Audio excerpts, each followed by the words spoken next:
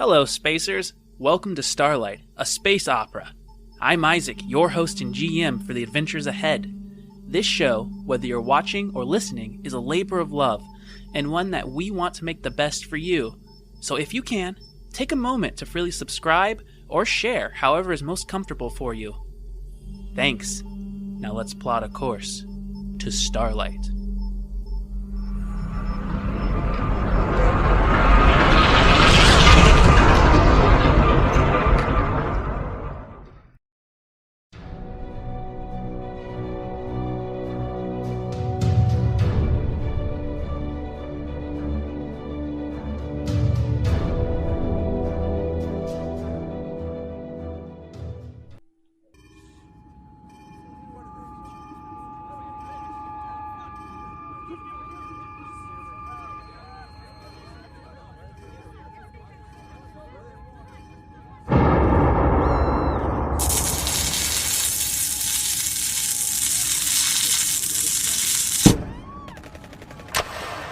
My name is Quinnlon, but here I am simply nothing. The same nothing as you, and you, and you. The same nothing as that unborn child you carry.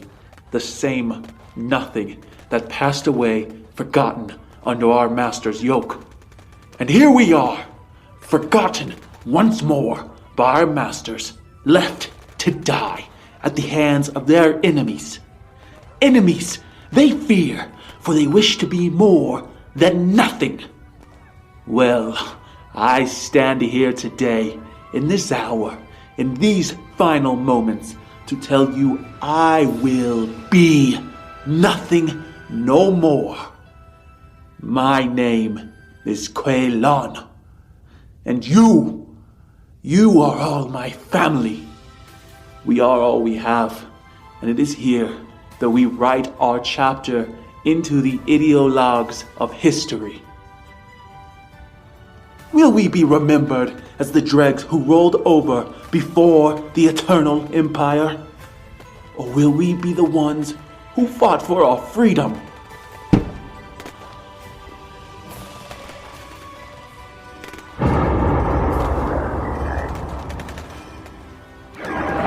Quinnlon, they're coming. Now is our hour! Our brothers and sisters have died to give us those codes. We manufactured these weapons secretly. If we can fight our way to the bridge, then we can turn the tide. If we do nothing, death is assured. Has Eternus ever shown an inch of mercy before? No! Look, my people. My brothers have found a fatal flaw within Eternus. We fight to the bridge, and I can upload this virus. Eternus will freeze, and it will give us a chance to follow the breadcrumbs left by the others. A new universe. A safe universe. A free universe. Pick up your weapons. Has the strength of slaves failed before? Have our spirits been broken as people before? Is our family not enough? Pick up these weapons. Rise like the aces you are, and today we are no longer nothing. And all will fear our names. We did more than fight that day. My family wrote their names across the galaxy. We stole the SS Dauntless. We threw off the yoke of our captors. But instead of running with our meager victory, my family showed the ace of steel in their hearts. We became berserkers. We launched fighters into space and engaged with the crippled tyrant. 8 squadrons, 8 leaders, 8 families working in fearless tandem with no care but for each other. Oh, and we won, destroying the remnants of Eternus and leaving the machine remains floating forgotten in the vacuum of space. On that day, we became something. On that day, the Acers were born.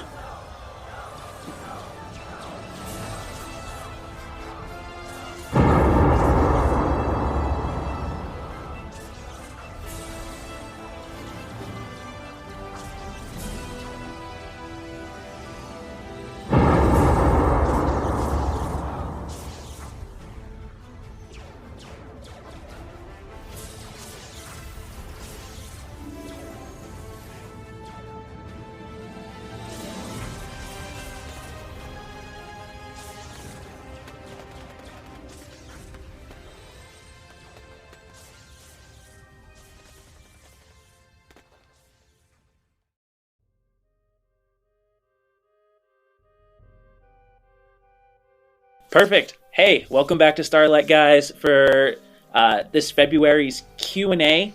And for the first time, we have all the spacers with us in a little and it's been a minute or two. But we have McKenna, we have Atlas, we have Clive, and we have the best person there, me. So, yeah, guys, what's up? How's it going? Nathan, you just got a huge upgrade in your job. Congrats, man.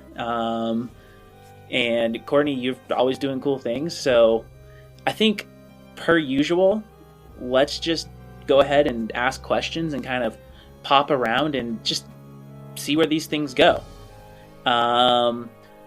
With that being said, I know that Sam had mentioned he wanted to jump in first. He said he was kind of like feeling a little weird missing out on so much Starlight. So, Sam, go ahead and take it away, dude.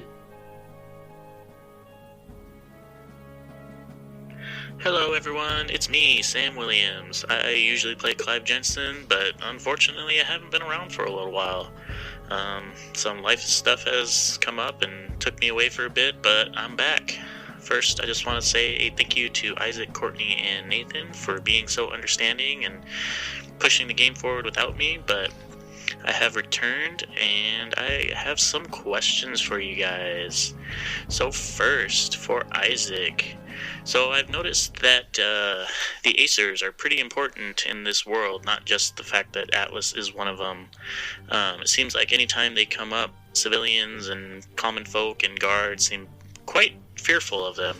So I'm curious, what would you say, Isaac, as the game master, is the biggest impact that the Acers have had on the world? Do you believe that there is this one thing that they've done that has just caused fear to be sown throughout the world? Well, Sam, I'm actually glad you asked that. That's like perfect, because as everyone will know, having listened in on the lore segment, we got to hear the origin story of the Acers and how they were born. And so I think that there are two answers to this. One, again, I'll kind of like, if you missed the lore section, I'll kind of like rehash it a little bit.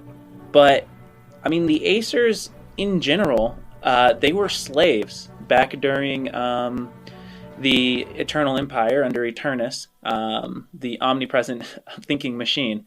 The Acers were on a slave colony ship, and they had been left for dead by essentially the rest of the races that could escape Eternus. The Acers were captured, kept as slaves for whatever Eternus wanted them to do. A lot of maintenance, building. Oddly enough, computers have egos as big as humans, but the Acers were born out of a revolt under a pug named Quinnlon. And so that would be kind of like one of their claims to fame is like there's this storied history of like both admiration and respect, as well as like kind of like, you know, the idea of like there's something in the water, there's something about the metal, the bravery, the intensity associated with anybody in the Acers. But two, the other part is now fast forward hundreds and hundreds of years into the future, as the Acers have kind of expanded. Not only are they like the yakuza or the mafia, where they have considerable power, considerable influence, they're spread across the galaxy. It's well known that they control the purse strings in terms of weapons for the Federation at large, and it's well known that like many politicians are in their pocket, and that there probably are Acers who are politicians and are high up in the three different houses of the triumvirate. So that would be one thing, is the influence and like that. But also, Acers on the front, they might say, like, if you get on their bad side, they might say, "Oh, okay, no problem, sir, ma'am, have a nice day." And then a berserker shows up at your door the next day and busts your kneecaps in. I think what you're kind of getting at is in Nathan's case, who plays Atlas, is why is everyone so scared of him? Well, me and Nathan kind of hashed this out together, and this is actually, I didn't have this as a part of the Acer lore. Nathan created this all himself, but the berserker lore of an Acer and that was perfect because that kind of was like, the Acers have like almost like a house guard because they're broken into different families, but then the guard of that family has a subsection of berserkers, which are known from these like special type of tattoos, and berserkers are the ones who will keep fighting even if they've lost all their limbs. So when a berserker is like approaching you in hostile manner, that's just very scary, and Atlas is that. So you guys are seeing that specific element in hostile situations, sometimes with people, or perceived hostile situations. Most of the time, if a berserker shows up and you didn't call them in, it's bad news. So yeah, I hope that answered your question. All right, I have another question here for McKenna. So, McKenna, this is kind of a silly question, but I'm curious, and I think the fans are curious.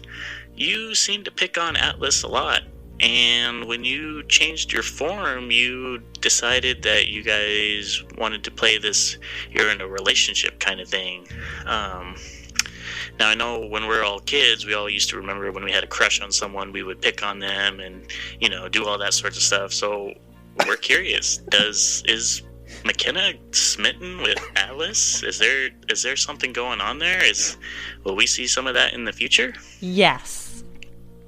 No, I'm just kidding. I'm totally joking. McKenna does have zero attraction towards Atlas. No offense. I think McKenna in that moment was intentionally trying to bother Atlas and not get them put in prison. The intentionally trying to bother Atlas part was a total success, and I nailed that. The not getting put in prison part was not a success.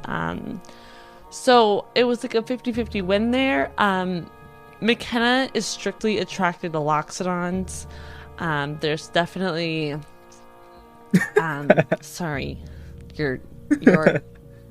your humanoid form is not at all attractive to McKenna. And but if he was a Loxodon, because I don't have a big didn't trunk, have his that's the only reason. personality, then I might be interested. I mean, yeah. And so if he was a Loxodon and acted nothing like the way he acts, then there's potential. Yeah. Yeah, the bigger the trunk, the better. That could be the intro. Yeah, just cut mind. that out and have it say, the bigger the trunk, the better. Thanks. Oh, you got Thanks. it. I will have that for sure. I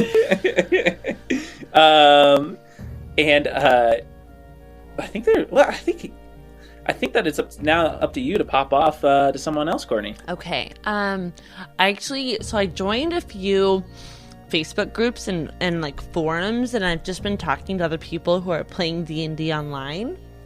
And there's a lot of people who in this quarantine time with COVID who are getting into playing D&D online, and a lot of new DMs who are taking on that role as DM. And so there's a lot of conversation on like, what do I need to succeed as a DM, or what are like some basic like actual resources, and what are some like tips that you could give me. And so Isaac, keeping that in mind, like new DM, you're pretty good at this, and I'm not just saying that because I'm me. Like, what are some tips you would give some new DMs getting into this during this quarantine time, and maybe like do like 2 or 3 things that people could literally like buy that would be helpful, and then maybe like 2 or 3 things that are like, hey, here's things that are like really effective in game. Yeah, sure. I can do that. I think if you're starting, if you have never done like GM before, maybe a good way to go is start with like a pre-made module, which is essentially just a game adventure that's been pre-made by someone else. Either you can find that on something like the DM's Guild, or there's even a place called The Trove, where you can find adventures from like original D&D all the way up to now for like free. And it'll walk you through exactly how to play. It's kind of up to you what you want to play. usually I think if you're a new DM and you're not sure what you want to do, I have 2 rules. First, factor yourself in and pick the game that you think you'd want to play because you're going to be the one running it. But if it doesn't matter to you, then read the synopsis on like 3 different games and figure out what they're different. Like Curse of Strahd is much more of a horror game, while let's see, Frost King's it was his name, Storm King, Frost King's Thunder. I don't know. It's probably Storm King's Thunder. That sounds more right. But that might be more of a heroic one. And like, so find out the themes and then put those in front of your players and say, hey, like, I'm thinking of these games. What sounds more fun to you? Horror, heroic, a bit more of like an adventure exploration. And then they'll kind of pick the story that they think will be more interesting. That's kind of pitching it to them. And you've already set yourself up for success because it's already the game that they want to play. So I guess that's kind of one resource. In a time when everything for most people is online, unless you have a good inner circle that wants to play in person, which can be tough right now to find, definitely using D&D Beyond is a great resource. I know that, I think you have it, right, Nathan? Yeah, I do. How do you like it? It's pretty easy to use for a lot of people. Plus, they have all the resources. Because, to be honest, say with me, I mean, yeah, I love maybe having books and everything physically, but being kind of tough sometimes, especially too if you're. I'd say, as an example, obviously we don't have this issue sometimes without being online and stuff, but if you're trying to find information on something and you're in a group or something and you're trying to find the right book and then you're trying to flip through the pages a bunch, it makes it really easy on there because then you can just basically kind of go to where you're search it up basically through it and it goes directly to the tabs and everything, and it has an index and stuff. You just click on it and just go straight to it. So it makes it very user friendly. Yeah, and and if people that get confused with character sheets, it definitely helps with that because all the stats and all the numbers and stuff kind of calculate themselves, so you're not trying to mentally figure out what's all going on. And yeah, you've used that a lot more than I have, but that'd be a resource for both player and GM. But it's nice for a GM because you can just look up any obscure rule that you don't know, and it keeps gameplay going, and it's kind of like having a safety net there for you. And then one is module D&D Beyond, and the last thing I'm going to say is if you're playing in person and it's the first time you're new and you're not quite sure what to get, don't worry about minis. I recommend getting a whiteboard or one of those maps that you can roll out on Amazon. They're maybe you can find them for anywhere from $10 to $20, and they're laminated, and you can they have grids and you can draw the shapes of the room on it. And I recommend that because while it seems super sexy to get the terrain and the miniatures and stuff like that, it's really expensive, and you also got to have room for it. And it's also, those things, they're not flexible. You can't just you have what you have. If you buy those things, you can't just change them on the fly. And so I'm specifically speaking more to what you're drawing out as your dungeon or your area, because that's going to be changing much more than the miniatures, I think. Because miniatures, you can you could get a soda pop can and put that in and pretend it's a dragon, I guess, if you wanted. But having something that you can erase, redraw, that's super, super nice. And the last thing that is a free bit of advice is, one, have fun. And whenever you're stuck or you got to go impromptu, think of your favorite movie. Think of your favorite book. Those all have all the elements of plot that people like, and it is not cheating to rip a character from there or an element of the story, and your players will like it, and even if they catch it, they'll be like, that was awesome.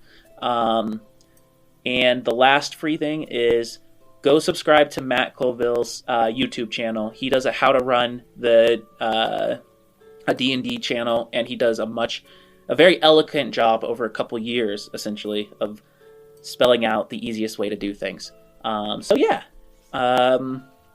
That's great. That's really helpful. I think I'll probably refer to this on those conversations. People will really find that helpful. Yeah. Yeah, well, I mean, I think that's kind of the goal, is to bring a little information to people from the show about D&D, and as also gives insight into our show. And speaking of that, that is where I'm going to jump in with a question from a fan. They say, for McKenna, Courtney, sometimes McKenna comes off as aloof. Is this a Loxodonian trait, or is it a way of hiding that she has a deeper understanding than meets the eye? Okay. Just to insinuate that McKenna is aloof is rude, whoever you are. But McKenna, and this is just between you and me, whoever you are who asked the question. So Nathan and Sam, plug your ears. McKenna frequently will intentionally pretend she hasn't heard something from someone else, or she like for example, if Atlas were to tell her the plan and why we were doing something, and then she were to come around the corner and see Clive, and Clive wasn't there, she would probably pretend like, oh, I don't know what's going on, and try to get Clive to say the same thing. And if he doesn't say the same thing, then she knows there's a red flag. And she'll do that frequently. So, like, if there's a bad guy and a good guy, it's very clear to see who the bad guy and good guy is in those scenarios where she's pretending like she didn't know what was going on. The other thing is, McKenna frequently has an ulterior motive. And when she does, it is helpful for her to pretend she forgets the real plan. And adopt a kid. Or try to adopt two. So, ulterior motives and the aloofness. Well, the aloofness seems actually really fitting of an elephant. But is the ulterior plan, is that her next terrorist plot? McKenna is not a terrorist. And, elephants are, like, supposed to be really wise. So for you to insinuate that it's in character for elephants to be aloof is rude. All right. You have something in common with whoever asked that question. All right, I'm sorry. I mean, we've all seen the like TikToks of like elephants rolling around in like kiddie pools and stuff. So actually, I was just watching a bunch of animal TikToks earlier, so it's on my head. You better watch out when you finally get your starship or your dragon. McKenna's gonna have a kiddie pool installed instead of a shower. So now we all know how Nathan spends his times, ladies and gentlemen. He watches TikTok videos of animals. Okay, I think everyone does. There's a lot of funny ones and cute ones. No, I don't. Well, that's why you're heartless. No. Whatever. Okay. All right. Whose turn is it? It's your pop off to the next question, Courtney.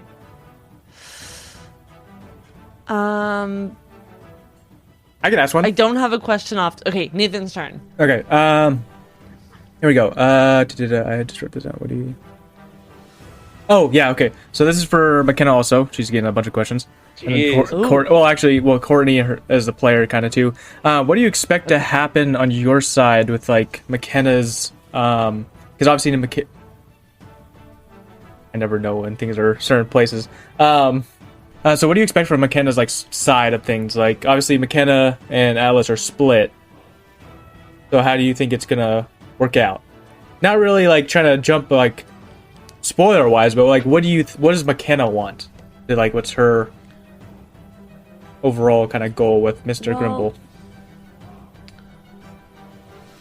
With Mr. Grimble, well. It might be a hard question because I don't want you to spoil stuff, but... Well, here's the thing. McKenna, big picture, realizes the role that Mr. Grimble plays and what some of his motives are. And understanding, like, she is a means to address his motives. And also recognizing, like, in some ways those motives are good, and also in some ways they're definitely not good. And trying to like balance that. She also has a huge desire just to get her friend's trunk. It is it is a terrible, awful thing to why are you laughing? Sorry, because you said that, and the first thing I thought of was the bigger the trunk, the better. It's a huge trunk. I'm trying to go get mine. I'm just trying to get my friend's trunk. I am. Well, it's one of the worst things you can do to an elephant when they die is to chop off their trunk. It's horrible. I mean, that is horrifying. Yeah, and so there's a huge need to like reconcile that. And so I almost think there's a little bit of like a grudge for I forgot the gal's name who cut off the trunk. And so there's that. She also sees this, and this isn't giving anything away, as a way to get a child in her life. Because Thyra runs her operation of an orphanage. It is very, very easy to foresee McKenna potentially adopting a child from here. And so there is that as an alternative motive. There is the trunk desire, and there's also the desire for revenge there with the gal who cut off McKenna's friend's trunk. And also, I mean, big picture, a desire to find her friend. Gotcha. Obviously, like, he is thought to be dead, but he also thought he'd come back to life, and she believes him, and doesn't know, like, how that will happen. But, she saw it happen through the shard of the Christakis shard. Is that how you say it? There's a little... Yeah. She saw it through that, so she knows it actually happened, but, like... How does she proceed through life with this? Makes sense. Yeah. If McKenna shows up with a child, would Atlas have an aneurysm? What kind of child are we talking? Is it gonna be a little elephant? Wait till you see who the child is. Oh, spoilers! Just know, most likely that child will fall through with Atlas's steps. To be honest. It's gonna see this aloof elephant versus this badass Acer berserker. Stop saying she's aloof. She's not aloof. Okay, I'm gonna turn that question back to you then. So you're asking, how does McKenna see this coming out? How does Atlas see it coming out? Because I feel like at this point, McKenna and Atlas are at odds now. Like, we've kind of positioned ourselves to be like not on the same team for a short time. Like, how do you foresee that ending? Yeah, I see. I mean, the audience already kind of knows that Atlas's goal is to get the Sunmaker, either kind of like a dead or alive thing, back to the Acers, and then obviously she is like just the whole old friends and reconnecting and basically trying to solve like a mystery in a sense. Obviously, probably was from what she said is not really in agreement with taking him captive or whatnot, but I see him working. So basically, I think a lot of people could tell though. It's like I think he's working as like he does like being a part of the Acers is more of a business sense. Because Gorn, obviously, he doesn't trust Gorn. He doesn't really like Gorn, especially after the incidents that happened in the cave and everything. But like, he understands that because he is a part of the Acers and he's done a lot of different types of work. It's sometimes you kind of do have to. How do you put it? Like, if you have a common goal, in a sense, like the whole like. And what's that saying? The enemy of... Like, make friends with keep your enemies close. Yeah, exactly. Or your friends close and your enemies closer. Yeah. In that sense, is that he's basically, he's going to use them for his resources because he has a lot on the, in the whole area. And two, it's more, he has answers to like what he's been searching for. So it's more just using him as like a business partner or an acquaintance. Like, Atlas doesn't see him as, like, a comrade or buddy or anything like that. But then I will say... I don't understand why Atlas doesn't see McKenna as a comrade. Like, why are you not trusting of me still. I've done nothing to prove that I'm untrustworthy. I think so with Atlas, it's that he, even with Clive, for the most part, he doesn't. It's that thing of that. It's kind of he doesn't need to. Basically, he just doesn't trust people right off the bat, and then it's not that McKenna or Clive have really done anything for him not to trust them, other than McKenna being a terrorist. But that information being put out is that, and I don't care what the poll said, it doesn't matter. But it's that sense of he just doesn't. It takes a long time and a lot of stuff for him to actually trust somebody. There's very few people in his life now that he actually has any trust in. So, who does he trust? That'll be told in the future. With that, I'm gonna pop a question over to Clive. So, does Clive fear what he will learn about his past? And if so, what or why? That is a great question, and honestly, I would say Clive is a bit fearful. You know, he spent his entire life thinking that he was just this machine that was built to kill and have no sympathy or no remorse for the things that he killed, and now all of a sudden he's feeling these weird things. He has no idea why. He's working together with two completely random people he never thought he'd be working together with.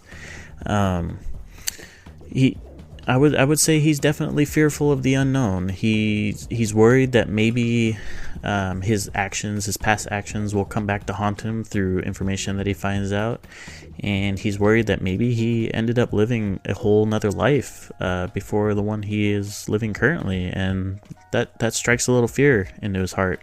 However, it also makes him excited. It makes him excited to continue to look for answers and maybe hopefully one day find out why and where it is that he came from. Well, that's a pretty good answer. So why don't you go ahead, it's up to you. You pop on over for us, Sam. This question goes to McKenna. McKenna, what were your first thoughts when you found out that Thyra might have been the one that caused the explosions? She helped us out in the beginning, so it must have been quite shocking for you to find out that maybe she was actually behind all the chaos. Could you give us a little insight into what you were thinking in that moment? Well, I don't feel like it was a moment of figuring things out with Thyra. I feel like it's been like a progressive downhill, and I do think there's still some level of complexity there. She seems like a decent human being, but it also all the signs point to this being like a really crummy scenario, and so I think I'm still trying to grapple that. So maybe can we come back to this question in the next Q&A? Because I'm not sure how I feel about it yet. I feel like that's fair, especially because there's going to be some revelations in March that I think will be a little bit interesting, and might even color our thoughts on Thyra even more, and Grimble and everyone.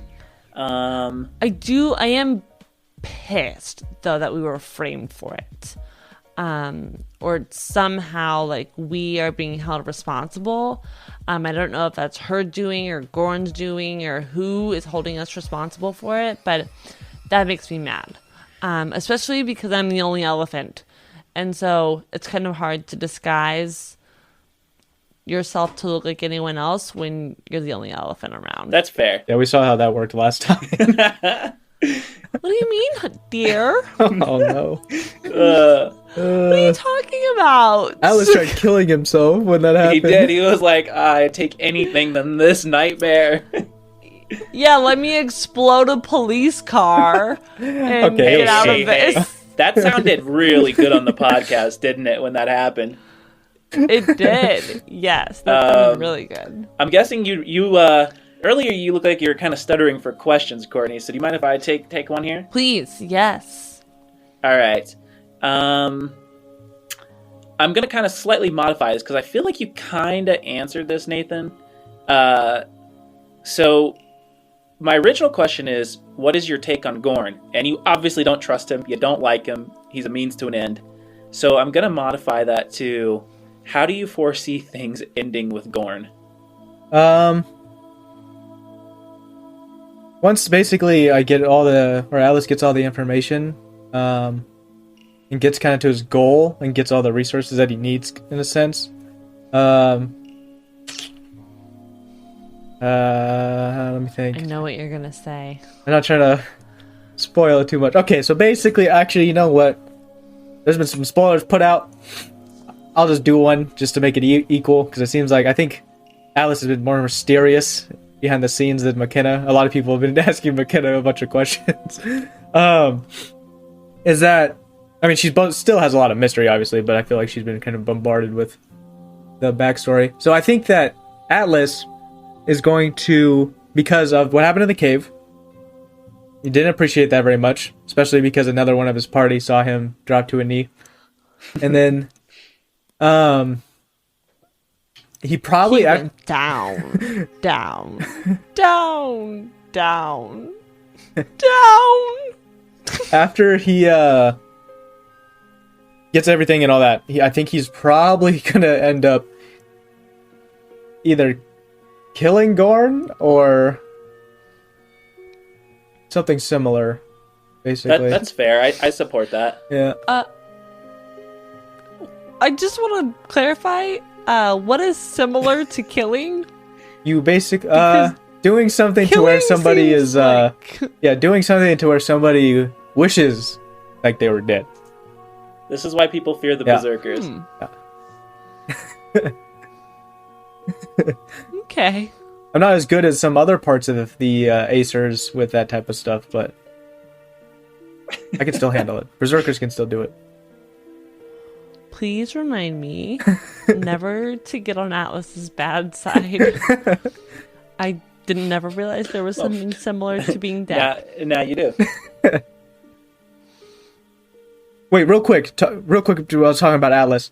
By the way, everyone, which I got to send over to the our team and us, is I was watching some stuff on YouTube and I saw these people that were set this website to like kind of build a miniature.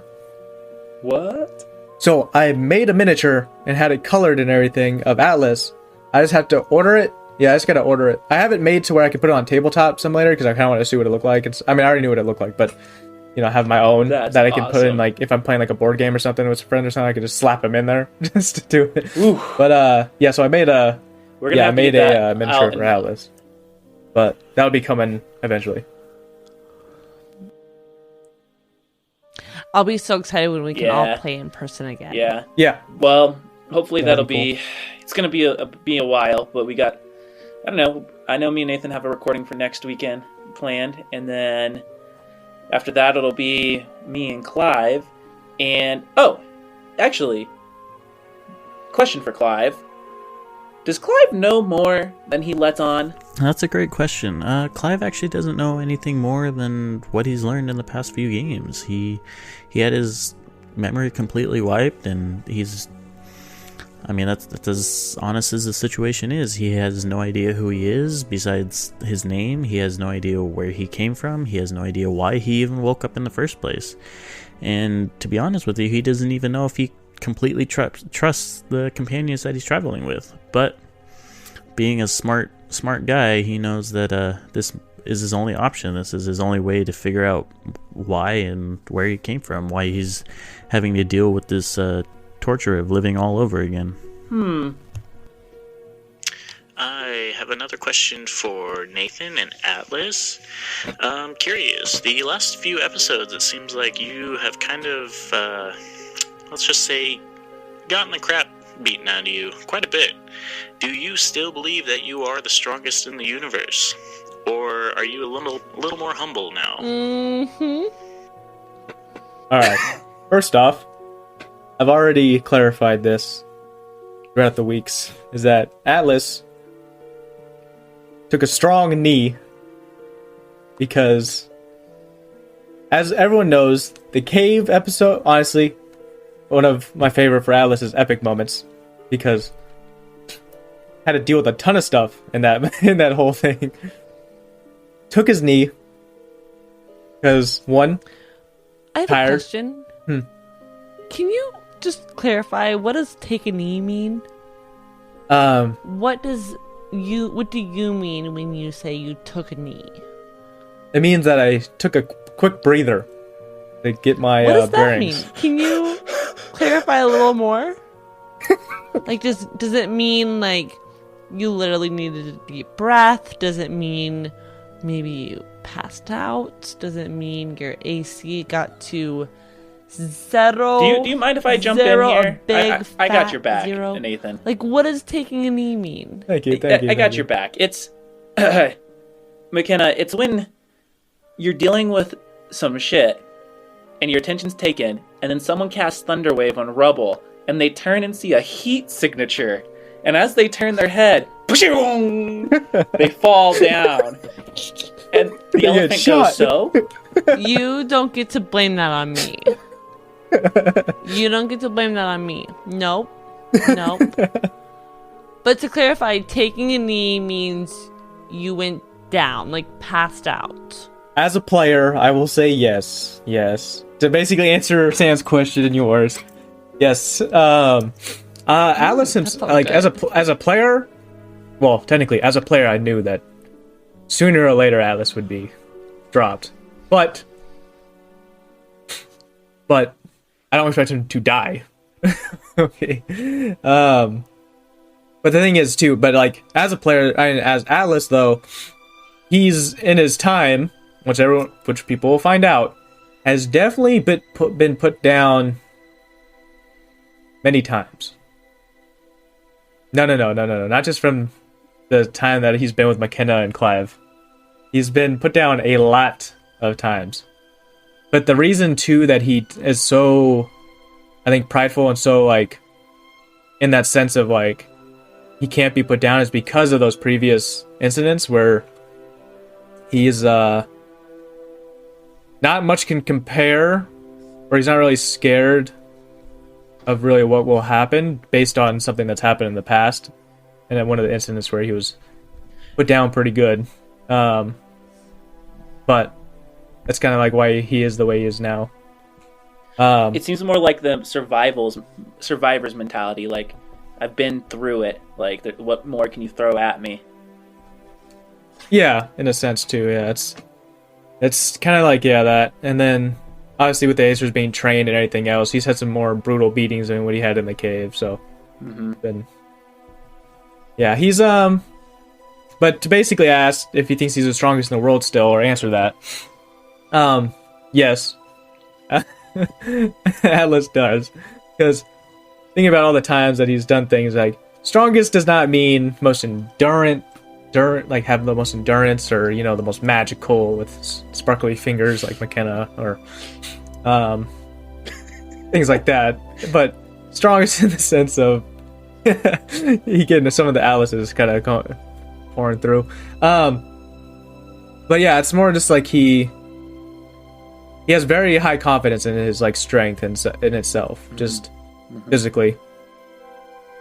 Because he doesn't have, that's the one thing that he doesn't like, is with Clive and McKenna, you can see they have like a little bit of technomancy, and like things like that nature, to where they can do these magical things, or this blue kind of random stuff. Like they can do all of that, and then Alice himself, he just has his fists and axe and everything. He doesn't have any magical features. I mean, transformation, but that's not like magic. What would you call it? An ability of somebody that's the strongest in the world. Sorry, not in the world, because ours is the galaxy. My bad. Did you refer to my fingers as sparkly and that the actions that I did as hubba baloo? Because that is insulting. The sparkly fingers I could have taken. I could have taken the sparkly fingers, like sparkly nail polish. Like, I like the sparkly fingers, but the referring to what I do as hubba baloo is a little unnecessary. It's more because I mean, it's a much more than hubbubaloo. When we're selling T-shirts, I think we need to get that on there. Sparkly fingers and it's more just. hubbubaloo. I would say it's more just because like And strongest in the universe. Alice doesn't use spells or technomancy, or obviously we saw in one of the episodes he's not very good at hacking. He's not really a tech kind of guy. So like, yeah, he's always relied on his body in a sense. So anytime people are like rely on that kind of stuff, he kind of just, he doesn't consider it strong. He knows it's powerful. It's like it's a good tool. It's like a tool he sees it as, but it's not strength. That makes sense. I mean, he picked up McKenna. Mm-hmm. McKenna's big, so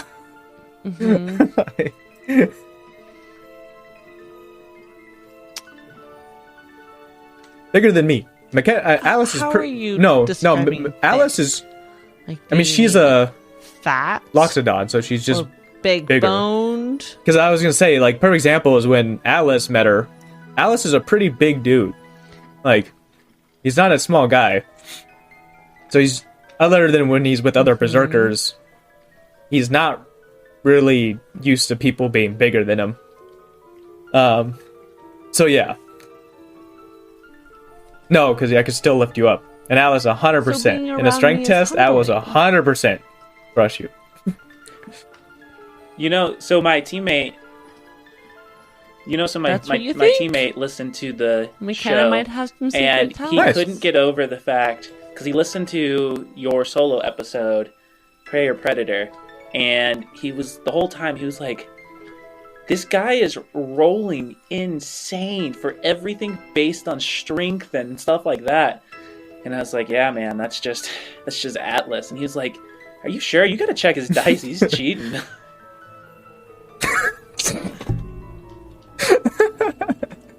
Okay, to back up.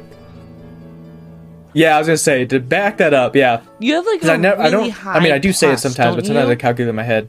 The dice with strength checks, I have like a plus, I don't have it next to me, but like a +6 on most things. So I have like a +6 on top of whatever, and then I had advantages on a lot of strengths and other things, so I get to roll twice. With like strength saves or strength save? Yeah. So strength saves and strength checks, something like that. And also, if anyone knows, my dice are definitely not loaded, because if they were, a lot of these times when I'm rolling these super low numbers, I would have exceeded my hack, because that was sad. I rolled like a 4 or something, to where I got put into like comatose for a second.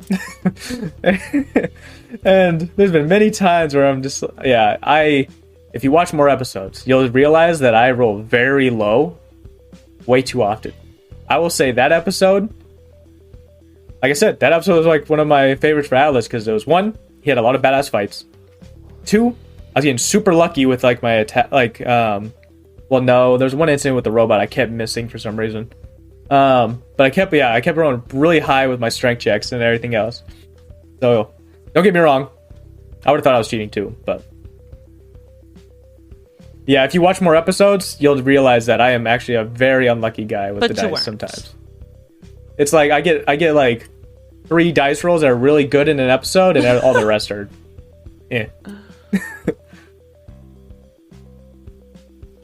Well,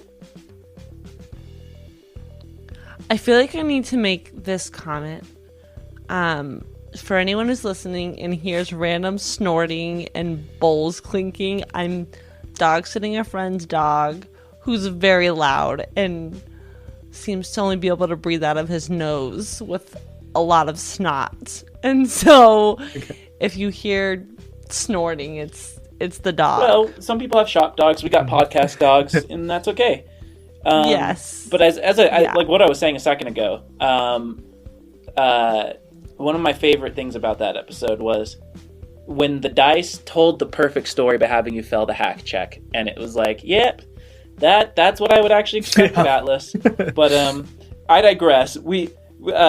Sam asked you that question, so your turn to pop on over with the question, Nathan. I mean, it was kind of already asked in a sense. Well, not really. But this is for Isaac. Sorry to bother you with the, but with the DM question is that, so obviously you have multiple players and everything, and all of us have backstories. Now, for you yourself or other DMs in sense, is that how do you implement, like, obviously this story only, or this campaign has 3 players, and then, but how do you implement the backstories with like the main story that you're kind of, or like the main world itself that you're trying to like portray in a sense? Like, how do you make that more like easier, or I don't know how to put it, but easier or simpler for yourself? Yeah, that one's definitely can be kind of tough.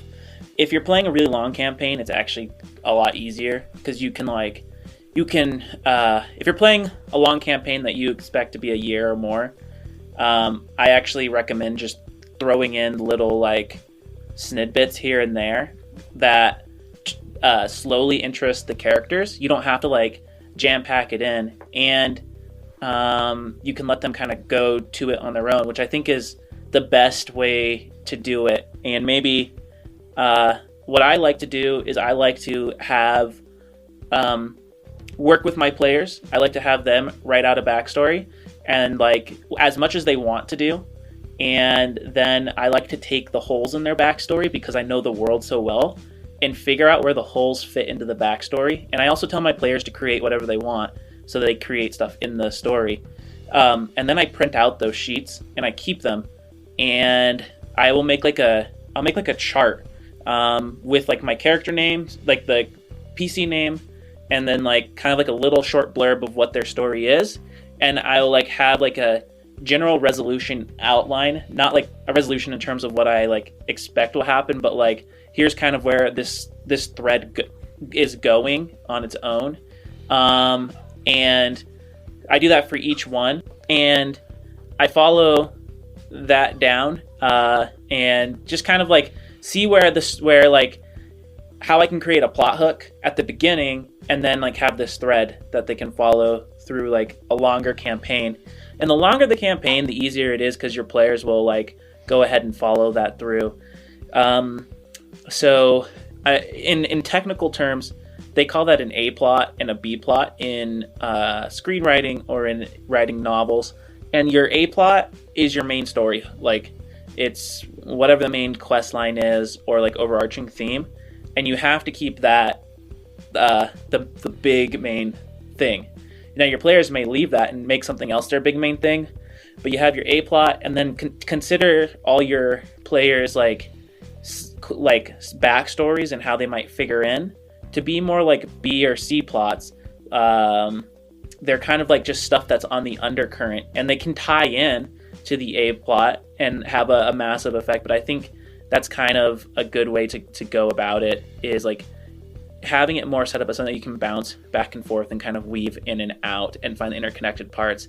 And that's why it's so important to create the chart and like have your players' backstories printed out, because you can see how it ties in. Now, that's for like a really long campaign, and you'll find like a natural rhythm with that. The short campaigns, that's hard.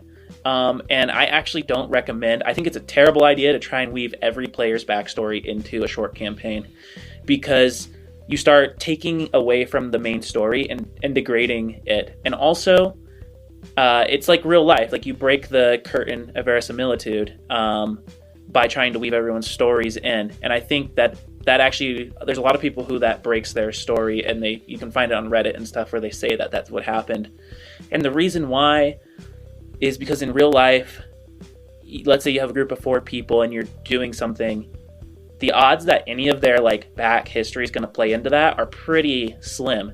So maybe if you want to bring someone's backstory in, pick 1 or 2 characters for a shorter story and have it be a little bit more minor. Maybe one character has much more of a direct tie-in, but maybe another player, maybe there's like an artifact within that, like maybe you can like allude to the fact that their great grandparents had, and that they just discovered it. But I would say essentially what you're doing there, the difference between that and a longer campaign, is a longer campaign, you're creating plot points. In a shorter campaign, you're creating connection to the story and making it feel real via almost being an Easter egg, where it's like, oh, hey, like, I had a contact from my backstory who could help point me in that direction. Or, hey, that artifact was a long-lost thing of my great-grandparents. Or, hey, I ran into trouble with this gang in this city, and here they are. And that's kind of the difference. Yeah. Well, this is a... I feel like I'm asking Sam all the questions, but I gotta admit, I'm pretty excited to have him back. Gotcha. So this has been a special one that I queued up for him, and it is Clive, Sam, as a viewer the past few games, what were the most surprising moments to you? And if you could pick one beer to pair with listening to Starlight, what would your poison of choice be? Now this is a perfect question for me. If there was one beer I would pick to listen to Starlight, well, there's actually a few that I would drink while I was listening to Starlight, but I would either go with Elysian Space Dust or Dayglow.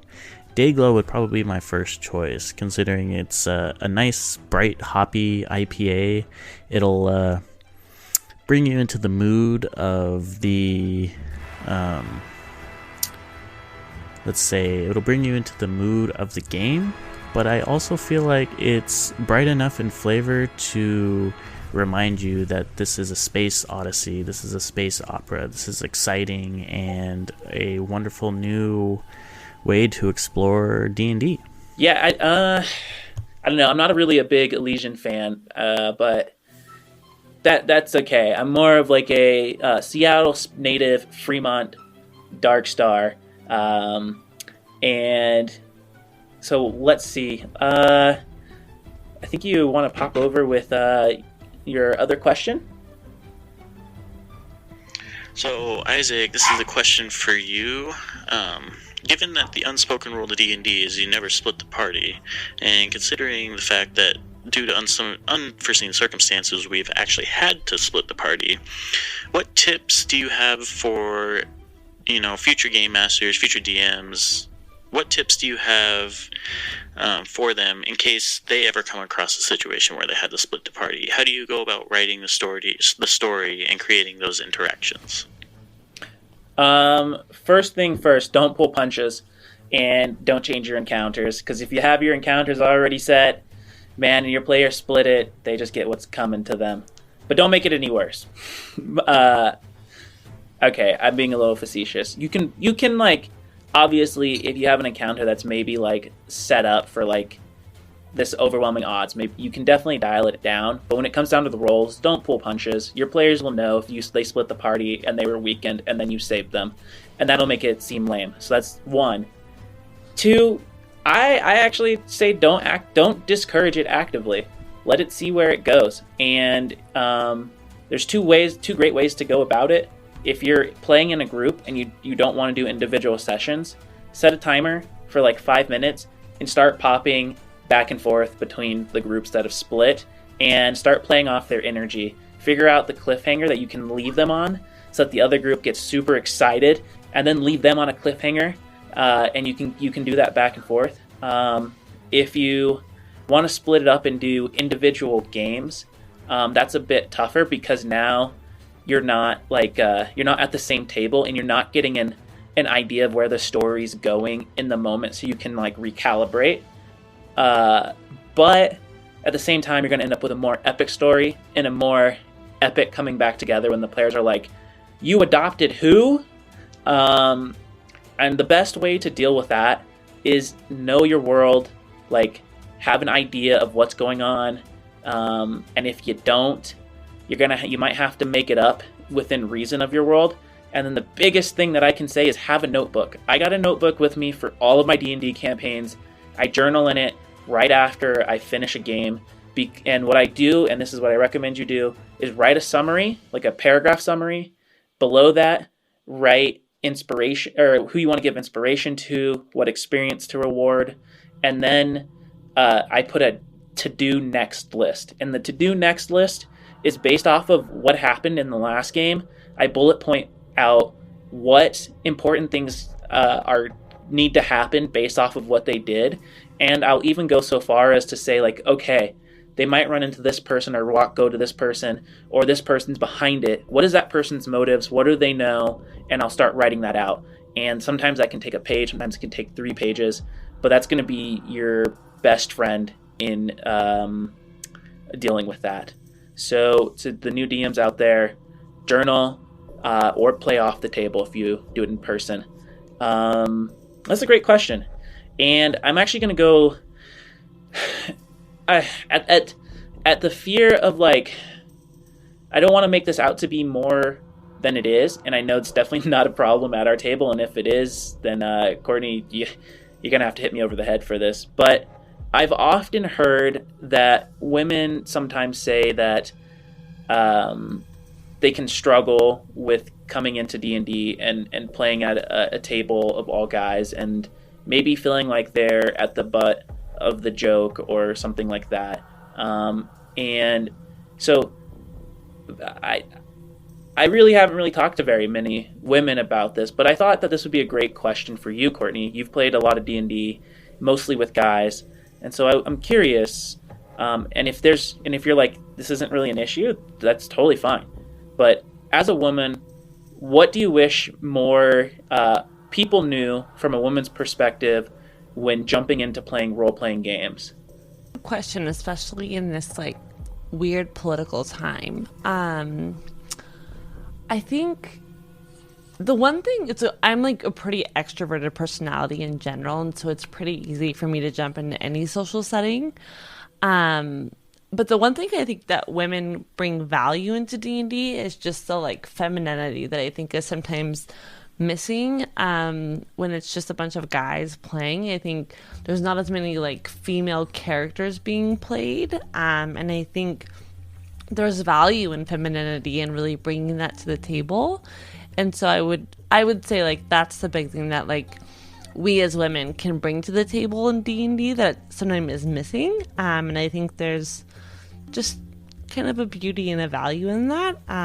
Some people would say like men can bring that, and that's great too, but I think there's something really special that like women can bring specifically that I think brings value to a game, and I think you see that, and like I think McKenna and Atlas are great examples of that. Like Atlas is this like hyper masculine like figure, and McKenna's kind of this like I would argue in some ways she's kind of this badass woman. Like, I mean, for her to like be deemed as a terrorist at some point, she's done something.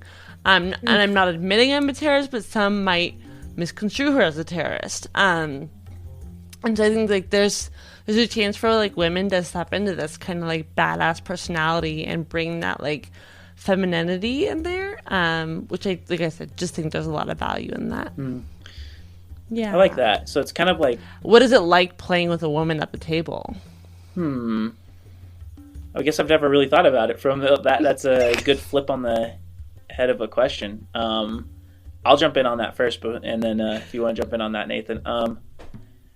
I think for me the biggest thing has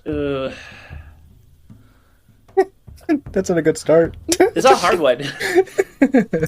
No, I do think like obviously there's like where how can I step and tread? No. From a GM's perspective, I think like one of the biggest things is a lot of people would say men and women are completely equal, and I don't necessarily, I haven't found that to be the case in terms of like a lot of things. And yes, on the bell curve, are there people who like fall in one area that they wouldn't stereotypically fall into, or vice versa? And so for me, I found that like the things that most women that I've played with that they find meaning from in a story are different than guys. And so like I've found that like the women that I've played with latch onto deeper meaning within the story, and like a lot of times it's not that guys don't like that either, but I've noticed a lot more guys really like latch on to the like heroic action more as a general rule, and they both go vice versa, but I've just noticed like weighted of the two. I can see that. I can definitely see that. Nathan, what about you? Well, I'll be honest. I haven't been able to play too many D&D sessions or campaigns, which I was very thankful that I was invited to guest on one of your guys' campaigns, and also obviously with this one, and it's been a lot of fun. But also, both campaigns obviously had women. Is that I'd say playing with them, yeah, I'd say, to be honest, because I was going to mention earlier when you're talking about it, what they add to the table, is that, to be honest, because I've probably played maybe my sessions, I played another session a long time ago, or a campaign, very short, one of those ones, sadly, that just didn't work out, with like the whole group. That was, at that time, all males, is that, I don't know how to explain it too much, but it feels almost, when you're playing a campaign with a group, and as I'll be lucky and say that the people I've played with have definitely been enjoy the game, and they're not like they're not bad players. I don't know how to put that, but they're not like, you sometimes get unlucky with sometimes players and DMs. That's just how life is. But is that when you have a group, how I think about it is like with an adventuring group, is that it almost feels more natural to have like both male and female, because a lot of like, say, books like I've read like fantasy books or like things like that I've read or listened to and whatnot. There's almost always that aspect of like male and female, or like a group or people, and it's almost not always just like one or the other. So it almost makes the adventuring group seem more natural. Plus, it does give you a little bit, like kind of like you were saying, the femininity kind of side of things, of like you get two different outlooks or perspectives on things, which does help the party and the story, I feel like, to where it's not just railroaded in kind of a kind of like Isaac was saying in a sense too. It's like, yeah, not everyone's gonna be like this, but trying to like, everyone's trying to be the hero, or trying to like just push super hard on like, oh, let's go do this mission, or let's do this because it sounds super heroic or whatnot, rather than doing some of the things that are just more like either meaningful, or you get more backstory, or you get more lore and stuff sometimes, that because it's more like a balance in a sense, because you're not having one extreme to the other, to where you're not trying to push like a specific objective. I don't know if that makes sense. But overall, just because I do have a rambling problem, but overall is that I feel like it's just more natural to have both for like the aspect of like just balance and like a party, in a sense of just like an adventure, because it makes me feel like more like the story is real in a sense, because it's like those fantasy books I've read, or like the things like that. So it just kind of brings me back to those. I will say, Yeah, I like that. That makes sense. only negative, I'll put one negative, is if now, and it doesn't really involve just women. It involves males and men and female, men and women. The Ari's kicking in. But basically, is that the only time it's a negative is when two people in a group, or a group of people in a group, a certain section of the group or whatever, there starts to be conflict, which I'm very grateful there's none. Per example, because YouTube videos and everything, like Isaac and yourself, obviously married and everything and all that, it doesn't affect the game like at all. You know what I mean? That's when.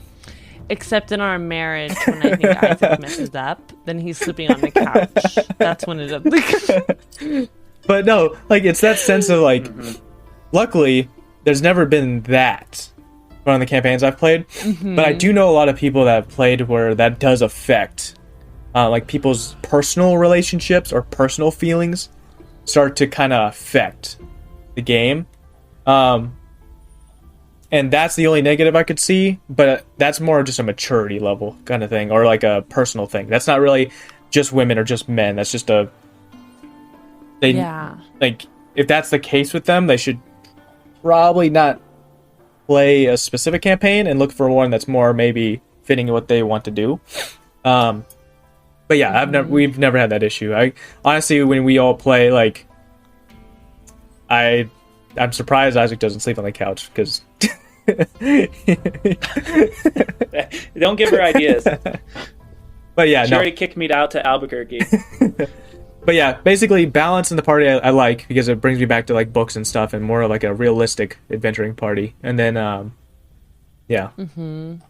So yeah, I actually like it more than just having, say, one or like both. Now, don't get me wrong, it might be tough, and that's why I do give you credit. And a lot of, like Isaac was saying, women give credit that do play D&D, because it would be kind of intimidating for me, say, if I were to join like an all-female group, or basically a full group, to where it's like it's just tough. It would be very intimidating for me to join their group.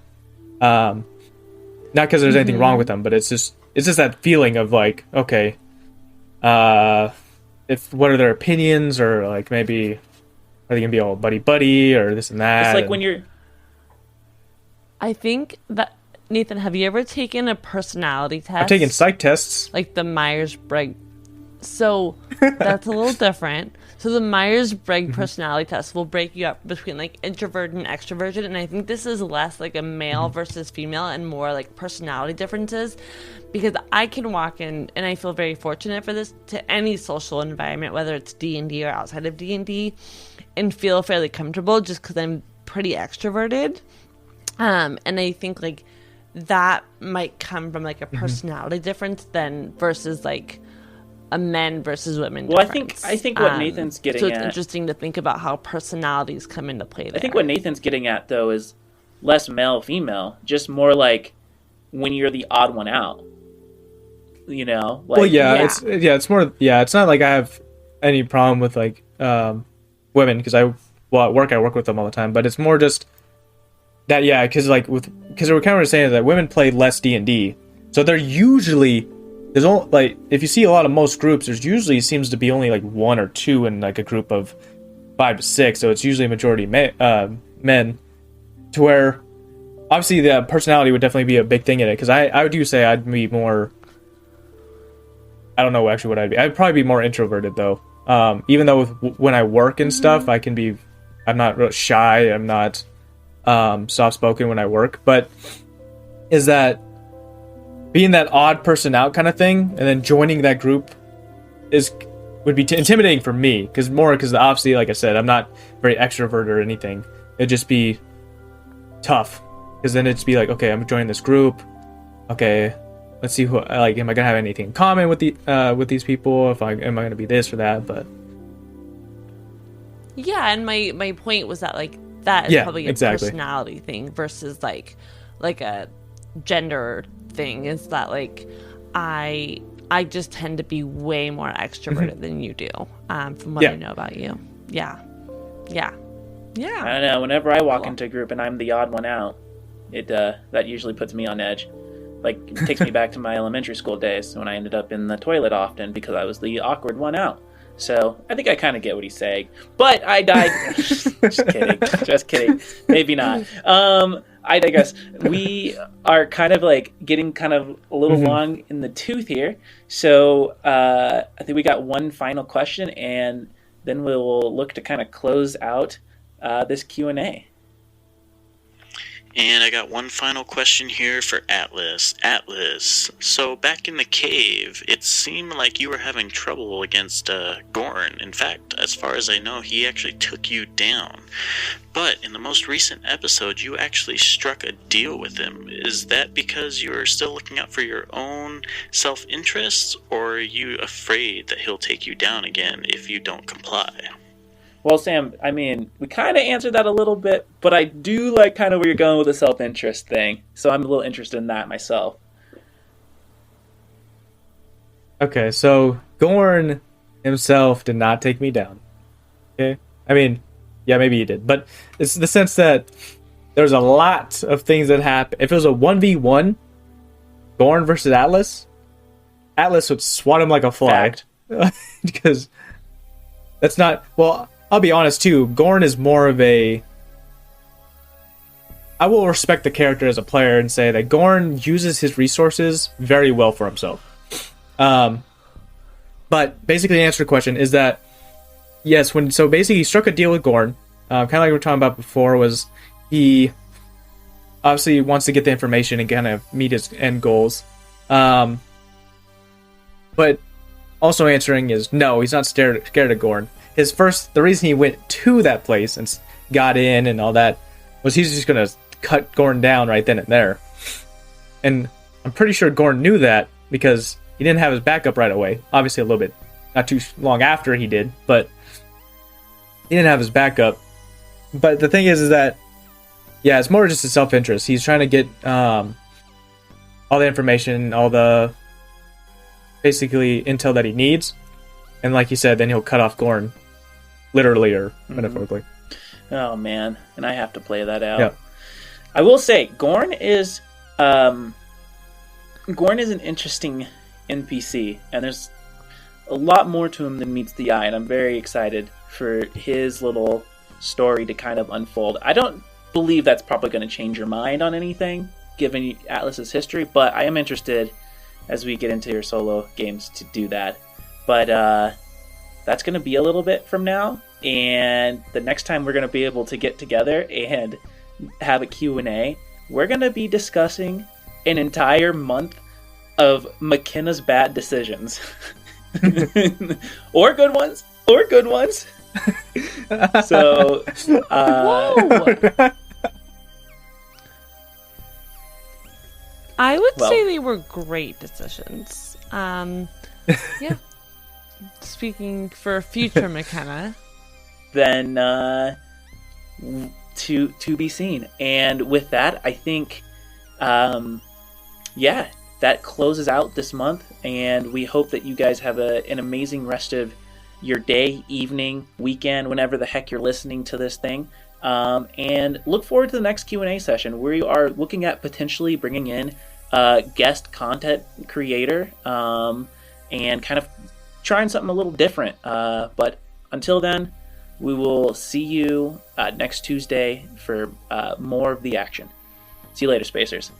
See you guys. Bye, guys. Thank you for listening to this episode of Starlight.